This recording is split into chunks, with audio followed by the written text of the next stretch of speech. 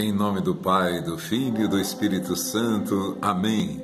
Louvado seja nosso Senhor Jesus Cristo, para sempre e eternamente seja louvado. E é claro, todas as vezes que olhamos, que ouvimos, que meditamos a palavra de Deus, há de nos auxiliar o Espírito Santo. Nós, todas as vezes que lemos o Evangelho, a palavra de Deus, nós suplicamos a luz do Espírito Santo, a compreensão de todas as coisas. E é claro, como Deus é infinito, sempre precisamos estar pedindo a sua luz, a sua misericórdia, para que não sejamos envolvidos pelo nosso orgulho, pela nossa vaidade, nos pressupondo mais sábios do que outras pessoas, ou mais entendidos na palavra de Deus do que outras pessoas. É interessante, nós estávamos lendo hoje o capítulo 15 dos Atos dos Apóstolos. Então, logo no começo da evangelização, aqui vai estar narrando uma situação que Paulo viveu. Está dizendo que alguns homens, no capítulo 15 dos Atos dos Apóstolos, que vieram alguns judeus e começaram a ensinar os discípulos de Paulo de que se eles não se circuncidassem, eles não poderiam ser salvos. Então, ali originou-se uma grande discussão de Paulo e Barnabé com eles, e resolveu-se que esses dois, com alguns outros irmãos, fossem tratar desta questão com os apóstolos e com os anciãos de Jerusalém. Olha que aspecto importante para hoje nós meditarmos. Tanta discussão, tanta discordância entre palavras do Evangelho. Aqui você vê também lá com Paulo e Barnabé aconteceu essa discussão. Vieram alguns judeus e disseram, o judaísmo pregava isso, a circuncisão, todo o homem, primeiro varão da família, masculino, do sexo masculino, fosse circuncidado, fosse consagrado ao Senhor. E vieram judeus e começaram no meio da evangelização de Paulo, dizer que se não circuncidassem, eles não seriam salvos. Veja, aí está um erro. Ambos acreditavam em Jesus, mas havia ali um erro. Então, o que eles decidiram, resolveu-se que esses dois, Barnabé e Paulo, fossem a Jerusalém tratar dessa questão com os apóstolos e os anciãos de Jerusalém. Assim fazemos nós, É claro, nós estudamos a palavra de Deus, nós cremos nessa igreja instituída por Jesus. Pedro foi escolhido, eu escolhi os 12. No entanto, Jesus vai dizer, eu escolhi os 12, no entanto, um de vós é um demônio. Jesus tinha escolhido. Agora, aqui nesse capítulo 15 dos Atos, os apóstolos vão para Jerusalém, Paulo e Barnabé, tratar dessa questão com os apóstolos. Vejam, essa foi uma entre as muitas dúvidas que surgiram no começo da evangelização, que surgiram no decorrer da história até chegarmos a nós, e que surgirão ainda, e que muitas pessoas se separam por opinião própria. Imaginem aqui, é claro, os apóstolos e anciãos de Jerusalém tinham autoridade, porque viveram com Jesus e tinham a luz do Espírito Santo para discernir a importância de cada coisa na fé. Então, quem fosse judeu e desejasse circuncidar, São Paulo vai dizer isso também, Se você é judeu, deseja circuncidar o seu filho, que você possa fazê-lo, mas não é necessário que você faça isso para a salvação. Já naquele tempo, Paulo orientava isso. E no decorrer de tantas outras coisas também, você vê a discussão de Jesus com os saduceus, que não acreditavam na ressurreição. Olha, todos foram instruídos na palavra no Antigo Testamento, mas os saduceus inventaram numa determinada hora da sua crença que não existia ressurreição. Lembra-se, eles propõem aquela, entre aspas, história para Jesus. Uma mulher casou com 7 irmãos, morreu o primeiro, casou com o segundo, morreu o segundo, casou. De quem será a mulher na ressurreição? Fizeram essa questão para Jesus porque não acreditavam na ressurreição. Aí Jesus vai dizer mais um erro.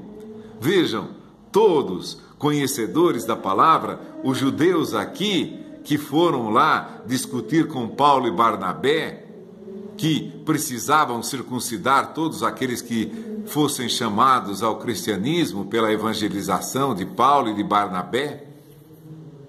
Os saduceus foram discutir com Jesus porque não acreditavam na ressurreição, propuseram uma questão que, segundo eles, não tinha solução porque não acreditavam na ressurreição.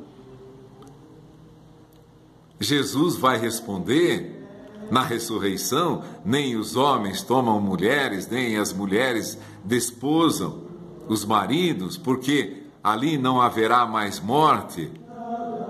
A geração não precisa se perpetuar. Como aqui, se nenhum casal tivesse filhos, a humanidade morreria. Dentro de 80, 90 anos não existiria mais ninguém sobre a terra. Ou um pouco mais, considerando uma geração que está nascendo agora. Exemplo, daqui 100 anos não existiria mais ninguém sobre a face da terra. Então, o objetivo do casamento, da união entre o marido e mulher, também é a perpetuação da espécie. Agora, mais outra dúvida. Vejam, dentro de mesma passagem, dentro de uma mesma trecho da Sagrada Escritura, nós vemos vários pontos, e esse, por exemplo, a gente viu a instituição do primado de Pedro: tu és Pedro, sob esta pedra edificarei a minha igreja, as portas do inferno não prevalecerão contra ela. Então nós nos baseamos em 2000 anos da doutrina que veio lá dos apóstolos e chegou até nós. Quando temos uma dúvida, vamos consultar a palavra de Deus. Temos ainda uma dúvida, vamos consultar a carta dos papas e o catecismo da doutrina católica, catecismo da fé católica, catecismo da nossa doutrina, que traduz, que compendia, que resume os ensinamentos desde os Atos dos Apóstolos. Isso era comum também tantas outras vezes. A gente vê, por exemplo, também na carta aos Gálatas, aconteceu a mesma coisa. Vejam, são coisas importantes. São Paulo vai dizer, no capítulo 1, versículo 11 da carta aos Gálatas, que ele diz assim: asseguro-vos, irmãos, que o evangelho pregado por mim não tem nada de humano. Não o recebi, nem o aprendi de homem algum, mas mediante uma revelação de Jesus Cristo. Então, o evangelho que Paulo pregava era uma revelação do próprio Jesus. Ele diz aqui, ele não tinha aprendido de homem nenhum.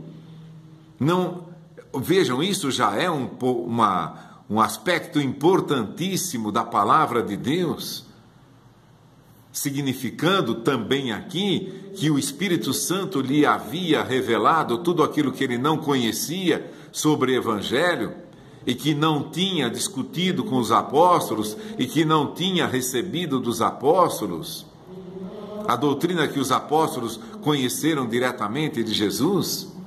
Ele vai dizer isso, que ele foi iluminado pelo Espírito Santo, mas logo no início do capítulo 2 da carta aos Gálatas, ele vai dizer, 14 anos mais tarde eu subi outra vez a Jerusalém com Barnabé, levando Tito comigo, e subi em consequência de uma revelação. Veja, Paulo, mesmo tendo sido revelado, o Espírito Santo lhe revelara várias coisas, ele tinha que ter a certeza do que aquilo que ele anunciava era realmente a totalidade da doutrina de Cristo que os apóstolos haviam recebido. Então o que ele fez? 14 anos mais tarde, ele subiu a Jerusalém, levando Barnabé e Tito, e subia em consequência de uma revelação. Expus-lhe o evangelho que prego entre os pagãos, e isso particularmente aos que eram de maior consideração, a fim de não correr ou não ter corrido em vão. Entretanto, nem sequer meu companheiro Tito, embora gentil, foi obrigado a circuncidar-se. Ainda havia essa questão. E ele vai dizer, ao contrário, no versículo 7 do capítulo 2, ao contrário, viram que a evangelização dos incircuncisos me era confiada, como a dos circuncisos era confiada a Pedro, porque aquele cuja ação fez de Pedro os apóstolos dos circuncisos, fez também de mim o dos pagãos. Tiago, Cefas e João, que são considerados as colunas da igreja, reconhecendo a graça que me foi dada, deram as mãos a mim e a Barnabé em sinal de pleno acordo. São Paulo, que você viu, havia sido que ele não tinha aprendido de homem algum, mas ele aprendera o evangelho mediante a revelação de Jesus Cristo. Mas o cuidado de ir a Jerusalém, confirmar com os apóstolos e com os anciãos a integridade da sua doutrina, a pureza daquilo que ele pregava, para que não houvesse nenhum erro naquilo que ele anunciava, mesmo sendo iluminado por Deus, como ele diz aqui, eu não recebi, nem o aprendi de homem algum. No capítulo 1, versículo 11, asseguro, eu dou certeza para vocês, que eu prego, eu não aprendi de homem algum, mas mediante uma revelação de Jesus Cristo. Vamos considerando todos esses aspectos. Primeiro, os saduceus discutindo com Jesus, que não acreditavam. Depois São Paulo vai dizer, nem na ressurreição, nem nos anjos, nem os espíritos. Olha quanta coisa para se acertar, quanta coisa para compreender, para se discutir e, acima de tudo, suplicar as luzes do Espírito Santo. Nós, é claro, a cada carta apostólica do Papa, um novo tema. Deus é rico em misericórdia, por exemplo. A doutrina do coração de Jesus, a misericórdia de Deus.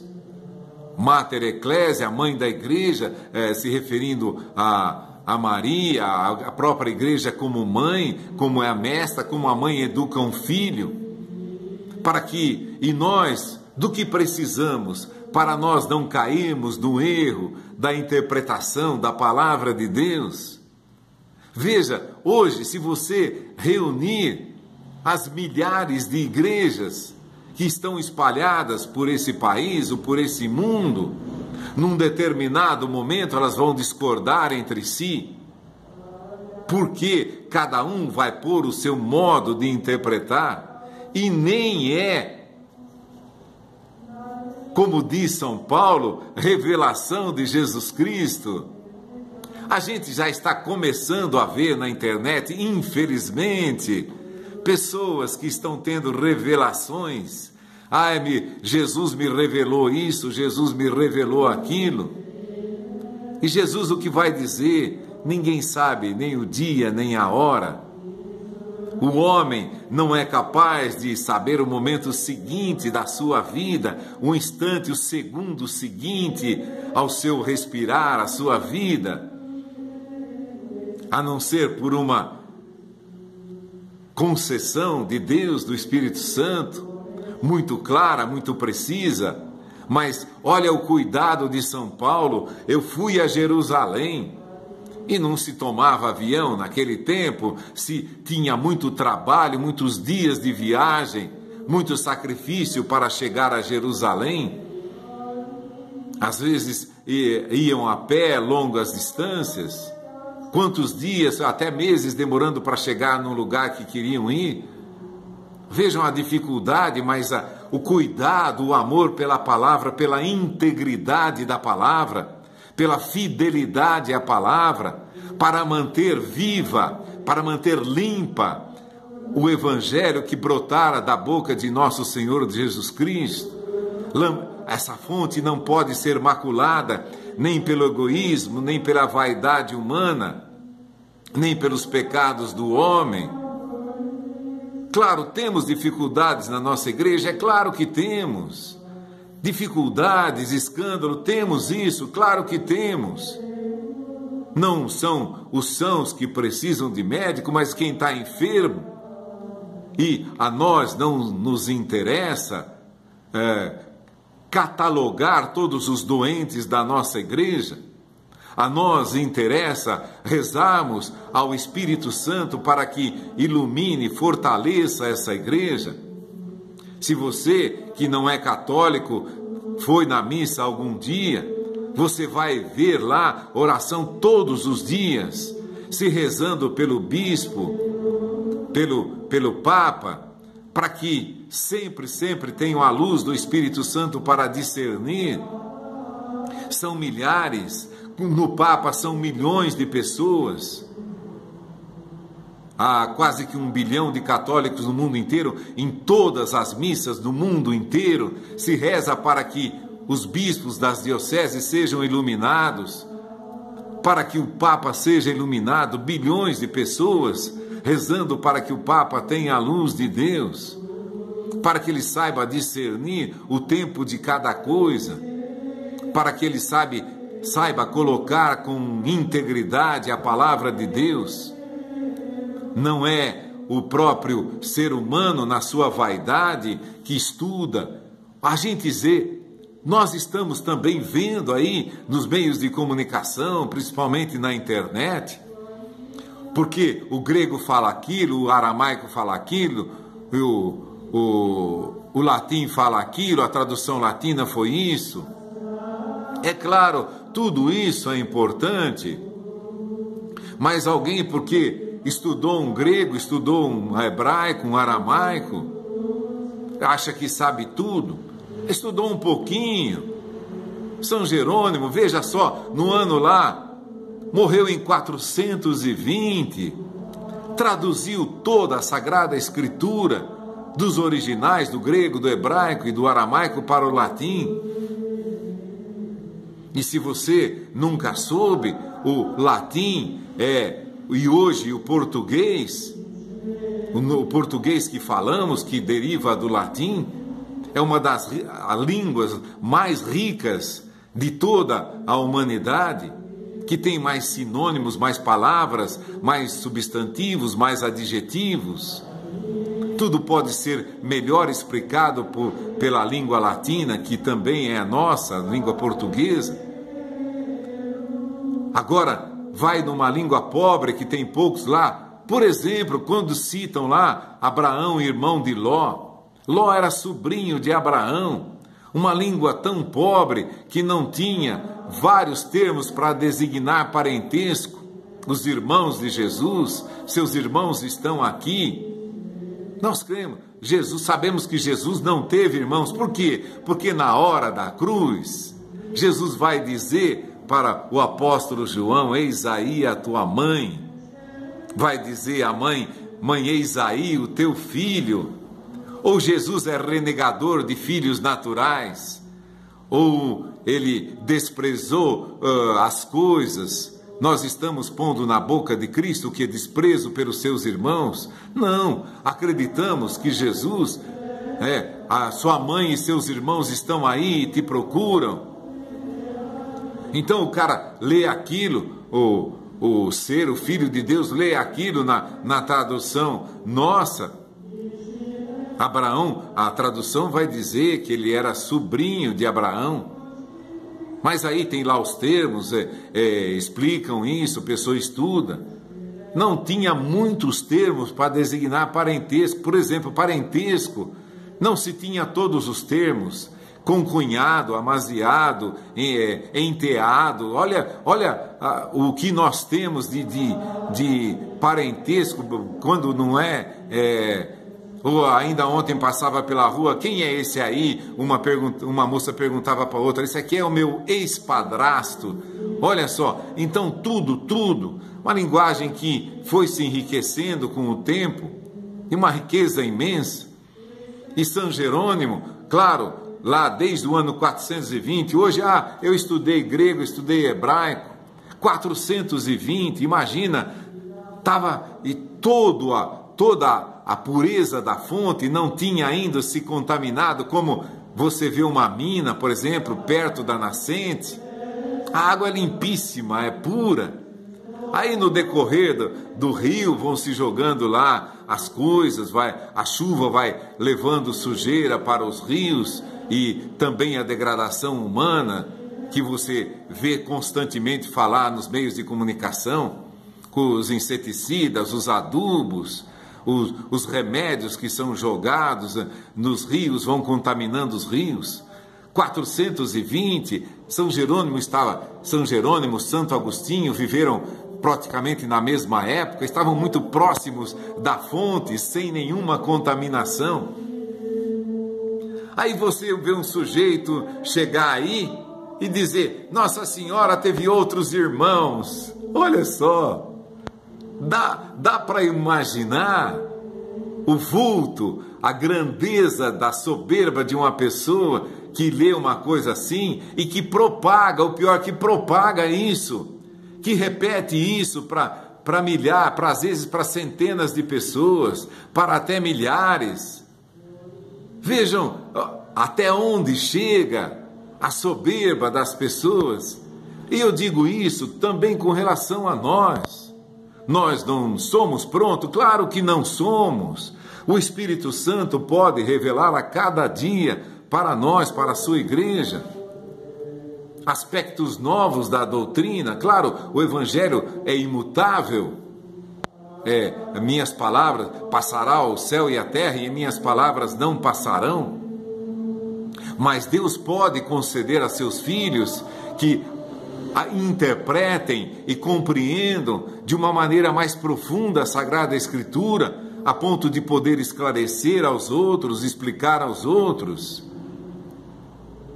Por exemplo, o sacerdote, quando ele é formado, ele tem 3 anos de filosofia, estudando esses filósofos, ou fossem pagãos, ou fossem religiosos, ou acreditassem num Deus único, mas não acreditavam em Cristo.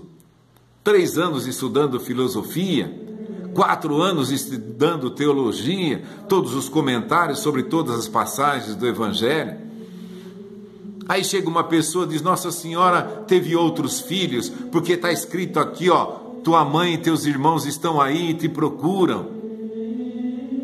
É por isso que nós temos a igreja, a nossa fonte. Você viu aqui, São Paulo, 2 vezes foi lá para Jerusalém, para resolver questão. Fala lá nos Atos dos Apóstolos, do capítulo 15. Houve grande discussão porque tinha que circuncidar. Aí depois de 14 anos, volta para Jerusalém para resolver outras questões. E expor, vejam bem, ele foi expor aos apóstolos tudo aquilo que eles pregavam. Ele mesmo diz, para não ter evangelizado em vão, para não ter corrido em vão, para saber que eu estava anunciando uma coisa que é verdadeira, que é pura, que é íntegra, que o Evangelho na sua integridade, para que eu não disfarcei, para que eu não tenha distorcido nenhuma palavra de Jesus, nenhuma palavra da Sagrada Escritura, mas fui confirmar com os apóstolos, a Tiago, Cefas e João, que são considerados as colunas da igreja, fui confirmar com eles a doutrina que eu prego, o cuidado de São Paulo. E ainda hoje, então você transporta isso para o dia de hoje. Milhares de igrejas, interessante, todos pregam o Evangelho, todas têm várias traduções da Sagrada Escritura. Por exemplo, nós católicos temos várias traduções. Tem da editora Vozes, tem da Edições Paulinas, tem a Bíblia de Jerusalém, tem a Bíblia da Ave Maria. Você pode, lado a lado, ir lendo e ver se uma se auxilia a outra. Mas, então hoje, mesmo as religiões, os evangélicos, têm várias traduções também. Agora, para confirmar, mas imagine se unirem todos e cada um explicar a doutrina que prega. Vai ser uma torre de Babel, está sendo uma torre de Babel, porque alguns descobriram que qualquer um entrava, falava e tinha quem os ouvia. Aí que surgiram os lobos vorazes. São Mateus, eles vão dizer isso nos finais do seu evangelho, principalmente Mateus, Lucas. Vai lá no final dos evangelhos e você vai ver isso, que todos eles eram enganados, poderiam ser enganados.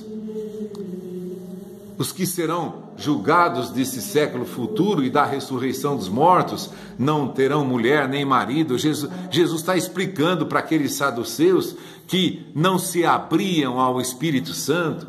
Mas agora Jesus prometeu: eu não vos deixarei órfãos, não vos deixarei sozinhos. Agora ele vai dizer também, São Lucas vai dizer: haverá sinais no sol, na lua, nas estrelas, quando ele vier. E a angústia irá apoderar-se das nações pelo bramido do mar e das ondas.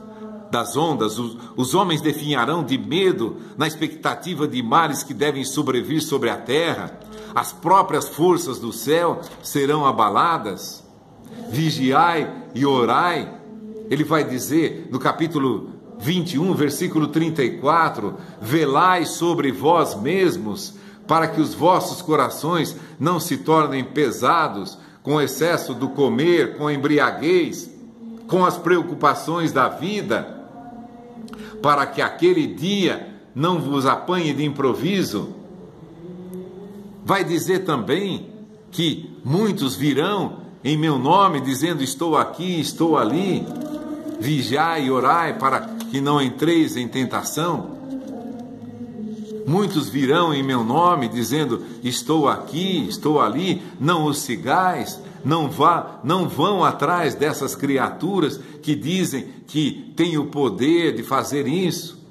E mais, vão dizer também que no final dos tempos haverá pessoas que, se fosse possível, convenceriam até os eleitos de Deus. Se Deus não abreviar esse tempo, muitos serão seduzidos, porque muitas pessoas farão milagres incríveis para carregar muitas pessoas para o mau caminho, para a descrença no Filho de Deus que nós cremos, no Cristo, no Verbo encarnado que nós cremos, amamos e que contemplamos na Eucaristia em corpo, sangue, alma e divindade. Hoje precisamos rezar a cada dia, a cada momento, o Espírito Santo para que nos ilumine a todos. Por exemplo, quantas milhares de religiões cristãs espalhadas por aí. O que é isso? É um descrédito da palavra de Deus, é uma ausência do Espírito Santo. Pessoas que se preocupam em decorar passagens da Bíblia e não se preocupam em pedir ao Espírito Santo. Ou será que tem medo do Espírito Santo? Porque quando o Espírito Santo revelar a verdade, terão que se submeter, terão que obedecer, entre aspas, obedecer, eu digo, de maneira doutrinária, terão que admitir a verdade de onde vem. Então nós vemos pessoas que têm medo do Espírito Santo, mas o nosso objetivo, o nosso ideal é suplicar ao Espírito Santo todos os dias para que todos os cristãos sejam iluminados e aqueles que não são cristãos que sejam iluminados também para reconhecerem a divindade de nosso Senhor Jesus Cristo. Que o Espírito Santo ilumine a todos nós, em cada dia, em cada momento, para que sejamos fiéis à palavra, sejamos limpos na palavra de Deus. Em nome do Pai, do Filho e do Espírito Santo. Amém. Louvado seja nosso Senhor Jesus Cristo, para sempre seja louvado.